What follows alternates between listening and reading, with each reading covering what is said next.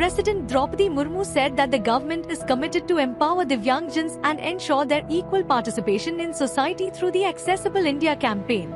Addressing students at the National Institute for the Empowerment of Persons with Visual Disabilities in Dehradun, President said that with the help of advanced technologies, Divyangjans can now contribute effectively to the mainstream. President also inaugurated Rashtrapati Niketan and Rashtrapati Tapovan in Dehradun. Both Rashtrapati Niketan and Tapovan will be open to the public from the 24th of this month.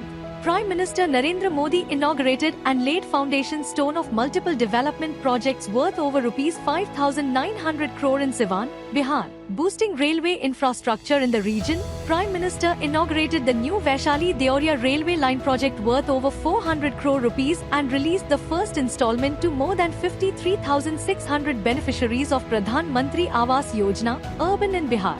Prime Minister also laid the foundation stone for water supply, sanitation and sewage treatment plants worth over 3,000 crore rupees across Bihar, aiming to provide clean and safe drinking water to the citizens. Union Minister for Railways and Information and Broadcasting Ashwini Vaishnav held a meeting with the Minister of Transport and Logistics Services of Saudi Arabia, Saleh Al Jasser, on the sidelines of the St. Petersburg International Economic Forum in Russia. During the meeting, they exchanged views on the infrastructure projects, transport and logistics corridors in two countries. The two leaders also discussed prospective projects for bilateral cooperation, including railways and logistics. Union Minister for Agriculture and Farmers Welfare Shivraj Singh Chauhan addressed the national seminar organized to mark the International Year of Cooperatives in Mumbai.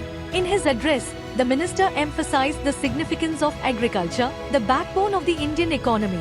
He also highlighted the pivotal role of National Agricultural Cooperative Marketing Federation of India Limited in ensuring food security and supporting key national welfare schemes. As a prelude to International Day of Yoga 2025, the Indian Army training team conducted a yoga session for the Kazakh Armed Forces at the National Defense University, Astana in Kazakhstan.